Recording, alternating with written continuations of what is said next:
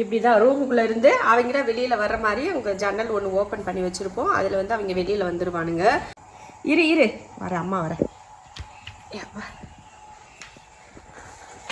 சிஞ்சவுக்கும் ஷாஷாவுக்கும் எப்பயுமே வீட்டுக்கு போய் இருந்து பழகினதுனால அவங்க வீட்டுக்கு தான் வரணுன்றாங்க. இவங்க 2 பேரையும் கூட்டிகிட்டு போனால் இப்போ இவங்களாம் புக்குன்னு போயிடுவாங்க. அதனால இங்கேயும் நல்லா தான் இருக்கும். என்னடா என்ன வேணும்? சிஞ்சு குட்டிக்கு என்ன வேணும்? சும்மா அம்மா அப்பாவுக்கு வந்தியாக்கும். அச்சா அம்மா அப்பாவுக்கு வந்தீங்களா? பாருங்க ரூமில் அஸ்மா வந்து ஓப்பன் பண்ணி விட்டுருப்பா போல். இறங்கி இங்கே வந்தாச்சு. வந்து கதவத்துக்கிட்ட நின்றுக்கிட்டு அம்மாவை பார்க்குறாளாம்மா அம்மாவை. எல்லாரும் பார்த்தீங்கன்னா மாடியில் வந்து விட்டாச்சு. சாசாவுக்கு என்னதான் இருந்தாலும் இந்த மாதிரி ஒரு டப்புக்குள்ளேயோ கூடைக்குள்ளேயோ படுத்து இல்லைன்னா மூளையில் போய் இந்த மாதிரி தலையை அண்டை கொடுத்து படுக்கிறது ரொம்ப பிடிக்கும். இப்போ எல்லாரையும் மாடியில் விட்டுட்டு எல்லாம் அப்படியே ஜாலியாக வந்து விளையாடிட்டு இருக்கானுங்க பாருங்க. இது ஒரு பக்கம் அங்கே பாருங்க குட்டீஸ் எல்லாம் மூளையில் படுத்து கிடக்கானுங்க.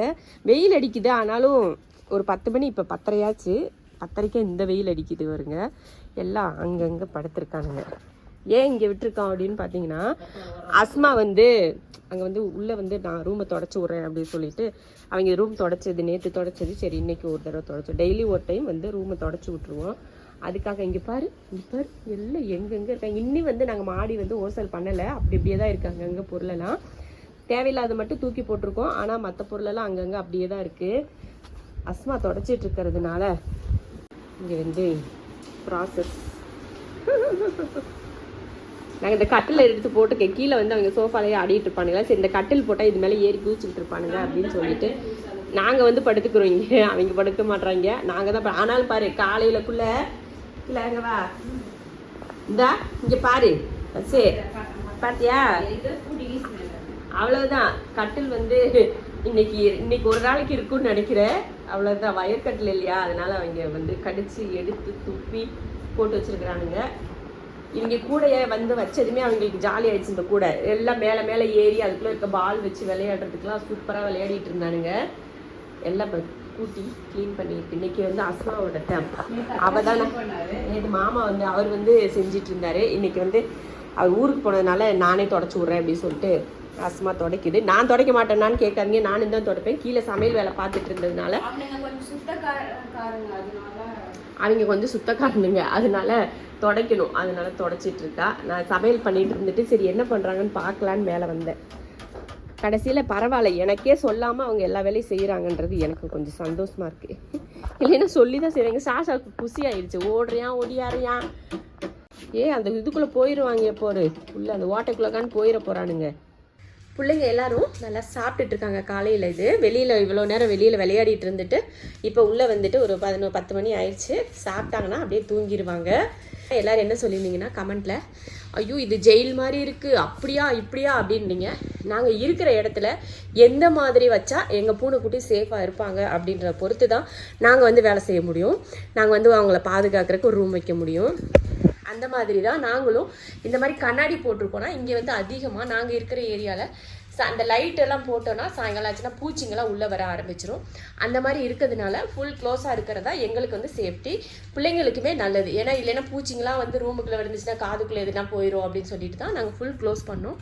அப்படி மட்டும் இல்லை, இந்த விண்டோலாம் பார்த்தீங்கன்னா ஓப்பனில் தான் இருக்கும். இந்த விண்டோ நைட்டு மட்டும்தான் க்ளோஸ் பண்ணுவோம். இது எதுக்காக இப்படி இங்கே வச்சுருக்கோம் அப்படின்னா, ஓப்பன் பண்ணுறோன்னா இவள் வெளியில் குதிச்சானா இந்த வழியாக எங்கள் கீழே எங்கள் வீட்டுக்கு தான் வர முடியும், வேறு எங்கேயும் போக முடியாது. அந்த லாஸ்ட் ஜன்னல் வந்து எங்களுக்கு திறக்கக்கூடாதுன்றக்காக அங்கே ஃபிக்ஸட் போட்டோம்.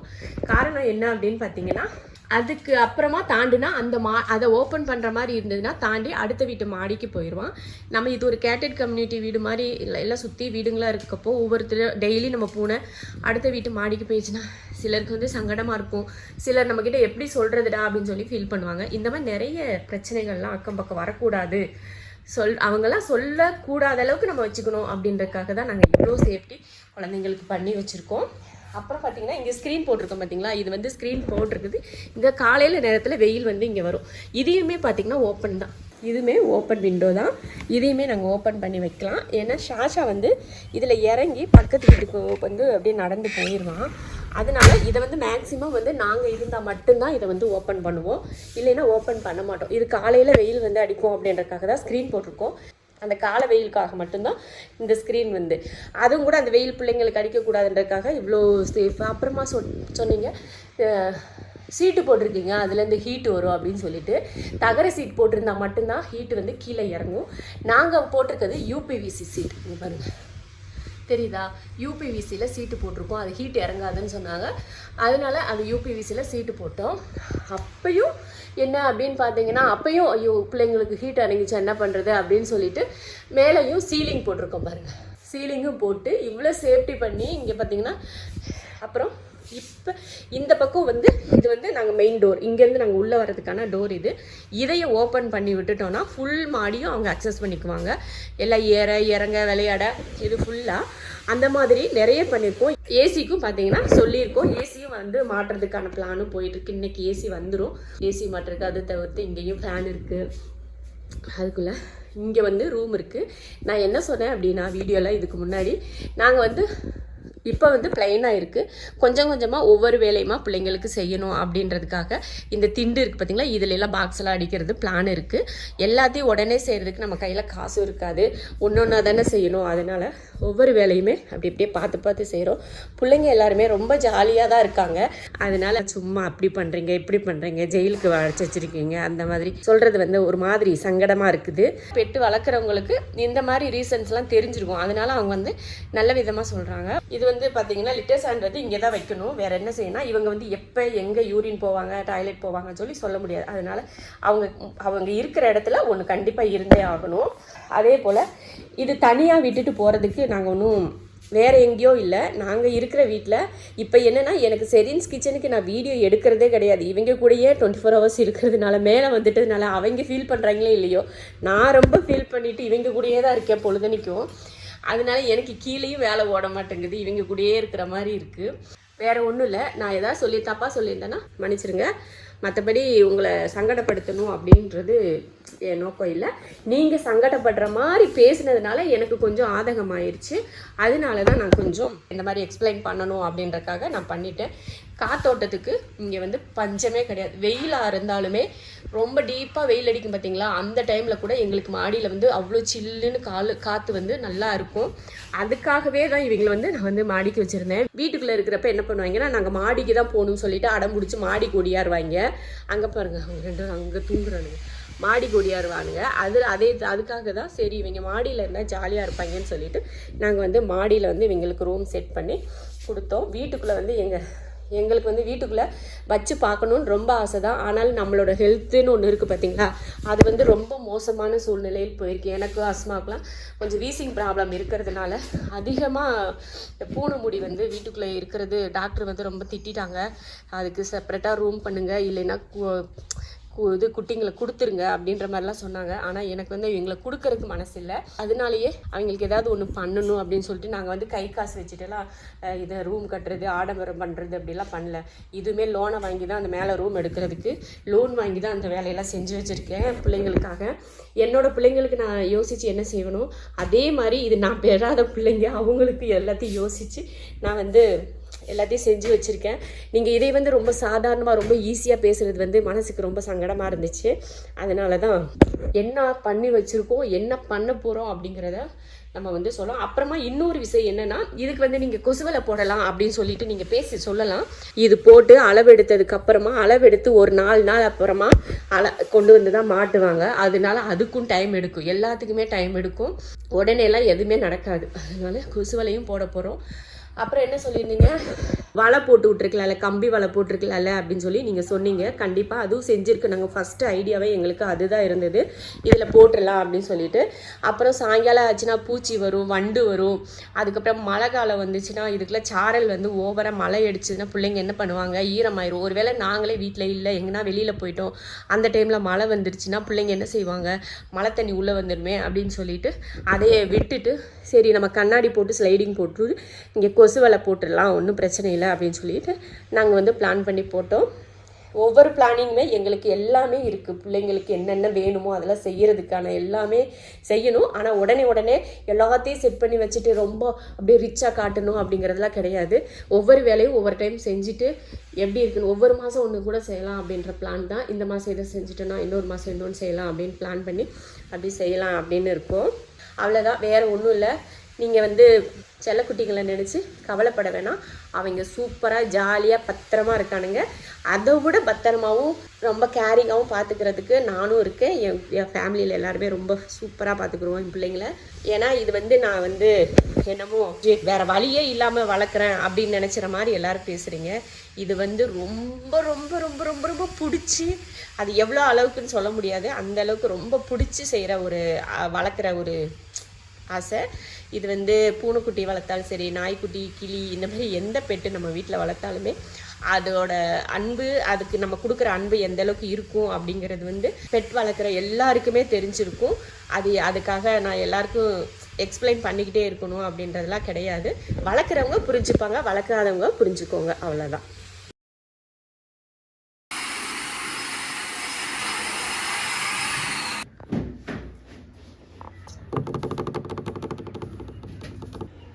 ஏய் டேய், எட்டி பார்க்கறது பாரு. இவன் சரியான தைரியம் தெரியுமா? எதுக்குமே எல்லா வேக்கம் போட்டால் ஓடி ஒளிவானுங்க. ஆனால் இவன் மட்டும்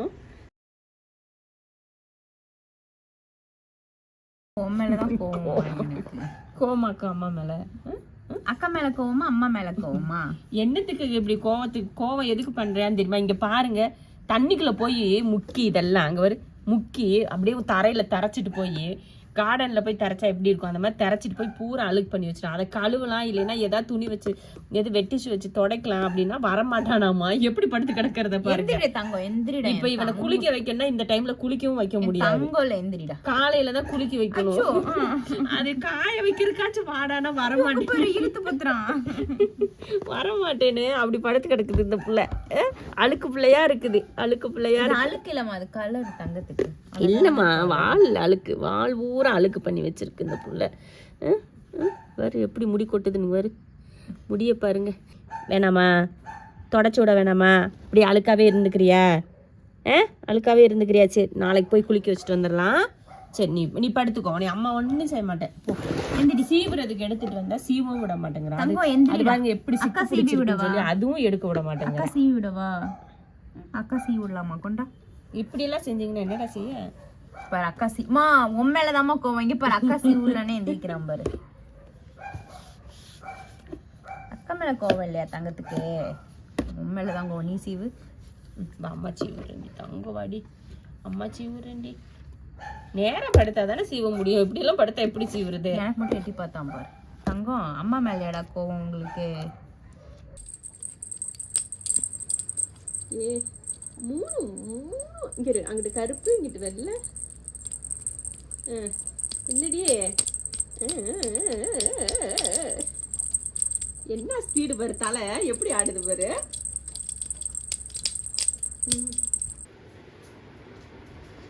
என்னடா நல்லா இருக்கா? சில்லுன்னு இருக்கா? குளிர்தாக்கும் பிள்ளைக்கு. சாஷா குட்டி குளிர்தாமா?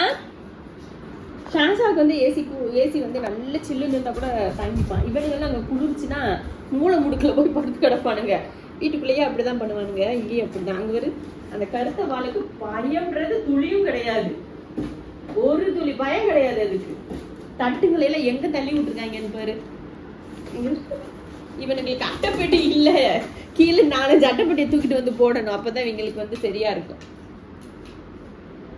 அவ்வளோதான், நல்ல ஜாலியாக விளையாடுறானுங்க. நீங்கள் நினைக்கிற மாதிரியெல்லாம் பிள்ளைங்க வந்து பாவமா அப்பாவியாலாம் கிடையாது. நான் தான் பாவம், இவங்க கிட்ட மாட்டிக்கிட்டு முழிக்கிறேன். நான் தான் பாவம்.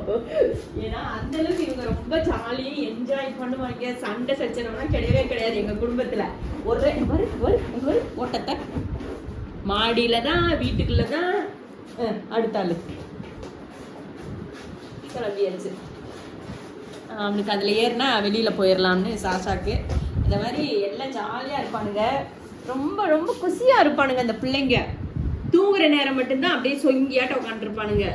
தூங்கி முழிப்பானுங்க பார்த்தீங்களா, அந்த நேரம் மட்டும் அப்படியே அமைதியான பிள்ளைங்க, அப்பாவி பிள்ளைங்க அப்படின்ற மாதிரி இருப்பானுங்க. ஆனால் எந்திரிச்சதுக்கப்புறம் ஆட்டம் போட்டாங்கன்னா அவ்வளோ ஆட்டம். இவங்களுக்கு ஏசி வந்த அன்னைக்கேவும் இன்ஸ்டாலேஷனும் வந்துட்டாங்க. நாங்கள் இது வந்து ஆன்லைனில் தான் வாங்கினோம், ஃப்ளிப்கார்ட்டில் தான் வாங்கினோம். வாங்கினதுமே அடுத்த பரவாயில்ல, சர்வீஸ் வந்து சீக்கிரமாக கொண்டு வந்து கொடுத்துட்டாங்க. அன்றைக்கே வந்து ஃபிட்டிங்கும் பண்ணி கொடுத்துட்டாங்க. ரொம்ப நல்லதாக போச்சு அப்படின்னு சொல்லிட்டு நாங்களும் ரொம்ப சந்தோஷப்பட்டோம். பரவாயில்ல அப்படின்னு. ஏன்னா இனிமேல் வர்ற நேரமெல்லாம் இப்போ வந்து கூலிங்காக தான் இருக்குது, பிரச்சனை கிடையாது. ஆனால் இனி வர வர பார்த்தீங்கன்னா ஹீட் அதிகமாகும் இல்லையா, வெயில் காலம் அதிகம் வரும்போது பிள்ளைங்களுக்கு தாங்காதுன்னு சொல்லிட்டு தான் சரி ஏசி ஒன்று வாங்கி மாட்டிட்டோம். இது வந்து ஒரு டன் ஏசி 29,139 ரூபா வந்துச்சு. அதுக்கப்புறமா இன்ஸ்டாலேஷன் இதெல்லாம் சேர்த்து ஸ்டெபிளைசர் எல்லாம் சேர்த்து பார்த்தீங்கன்னா அது ஒரு 5,000 கிட்ட செலவாயிடுச்சு. கிட்டத்தட்ட 34,000 ரூபா ஏசிக்கு செலவாச்சு. ஏசி வேலையை முடிச்சாச்சு. அடுத்தடுத்து என்ன வேலைன்னு சொல்லி அடுத்த எல்லாம் சொன்னீங்க பிள்ளைங்களுக்கு வந்து பெட்டு போட்டு விடுங்க அப்படின்னீங்க. இது பெட்ல படுத்து தூங்க பிள்ளைங்களா இவங்களுக்கு துணியை கண்டாலே ஆகாது. ஏதாவது விரிச்சு போட்டிருந்தேன்னா உடனே அதை சுருட்டி தள்ளி மூளையில தள்ளி விட்டுதான் மறு வேலை பார்ப்பாங்க. அதுல தூங்கவும் மாட்டானுங்க, அவங்களுக்கு பிடிக்காது. ஒரு ஓரமா நாங்க வந்து ஏதாவது போட்டிருந்தோம்னா அதை பறிச்சு இந்த பாத்ரூமை பறிப்பாங்க பாரு, அந்த மாதிரி பறிச்சு அதை குப்பை தூர தள்ளி விட்டுட்டு மூளையில போய் வெண்தரையில தான் படுப்பானுங்க. இவங்களுக்கு அந்த பழக்கம் தான். யாருக்குமே வந்து பெட்ல படுக்கிற பழக்கம் கிடையாது. இந்த இங்க ஒரு பெருக்கி அவங்க யாஷா குட்டி, அந்த யாஷா மட்டும்தான் பெட்ல படுப்பான். வேற யாருமே பெட்ல படுக்கிற பழக்கமே கிடையாது. இந்த யாஷா குட்டி இருக்காம இவன் மட்டும்தான் பெட்ல படுப்பான். வேற யாருமே படுக்க மாட்டாங்க. தரையில தான் உருண்டுட்டு கிடப்பாங்க. மட்டமலாக்க படுத்து உருண்டுட்டு கிடப்பானுங்க. என்னவா சிஞ்சுக்கு கோவம் வந்துச்சு. இன்னைக்கு என்ன செஞ்சேன்னா, சிஞ்சு வீட்டுக்கு வந்து கீழே வந்து வீடெல்லாம் சுற்றி பார்த்துட்டு இந்த வீடு தானா, நம்ம வேற வீட்டுக்கான நம்மளை கொண்டு போய் விட்டுட்டீங்களா அப்படின்னு நான் அந்த வீடியோ எடுக்கிறதுக்கு மிஸ் பண்ணிட்டேன். பார்த்து இருந்தீங்கன்னா அவ்வளோ ஆச்சரியமா பண்ணா சிஞ்சு.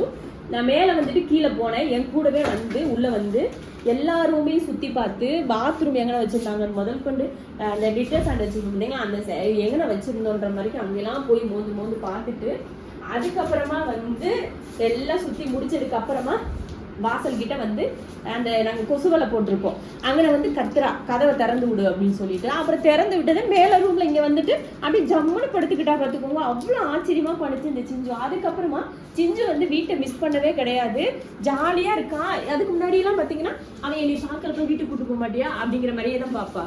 இந்த குட்டிங்கெல்லாம் பழகினாலும் சிஞ்சு மட்டும் பழகாம இருந்தா. ஆனா அந்த மதியத்துல இருந்து ஒரு 12 மணி 11, 12 இருக்கும்.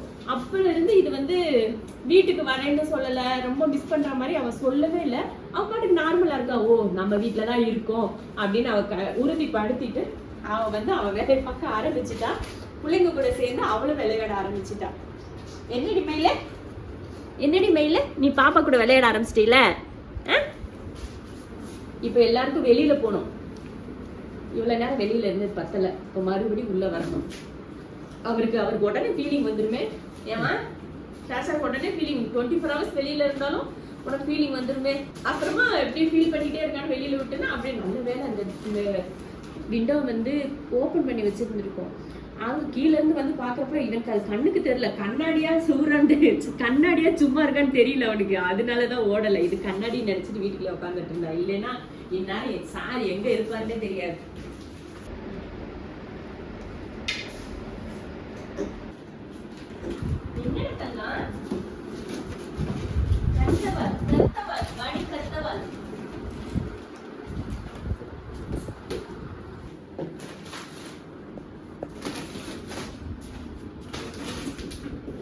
என்னடா தங்கம் தூக்க மாடி பிள்ளைக்கு மூக்கொழுக்குதா? இல்லை இதுக்கு தான் சொல்கிறது, வெளியிலலாம் விளையாடக்கூடாது, ரூம்லேயே இருக்கணுங்கிறது. அப்படியே ஓடி ஓடி விளையாடி மூக்கு கை கால் அம்புட்டு அழுக்கு. இங்கே பாரு எம்புட்டு அழுக்கு பண்ணி வச்சுருக்கீங்கன்னு பாரு. அவ்வளவு அழுக்கு, மூஞ்சி முகர அம்புட்டு அழுக்கு, காது கூட அழுக்காக்கி வச்சுட்டேன். இங்கே பாரு எப்படி அழுக்க பற்றியா? நாளைக்கு காலையில் இருக்குடி உனக்கு, நல்ல காலையில் உனக்கு குளிக்க வைக்கிறேன் சரியா? கத்துறத பாரு. வேணாமா குளிக்க வைக்க வேணாமா? சரி குளிக்க வைக்கல, சரிடி தங்கம் குளிக்க வேணாண்டி தங்கம். பிள்ளைய குளிக்க வைக்கக்கூடாதுப்பா, அழுக்க மட்டும் தொடச்சி விட்றேன் அம்மா சரியா? சாக்ஸா ஒளிஞ்சுக்கிட்டு அவனை பார்க்குறானாமா, ஒளிஞ்சு விளையாடுறாங்களாமா 2 பேரும். அங்கே உள்ள இருந்து ஒன்று எட்டி பார்க்குது. இவங்களுக்கு தெரியவே தெரியாது பாவம். அங்கே இருக்கவங்களும் இங்கே பார்க்கறதுக்கு முடியாது.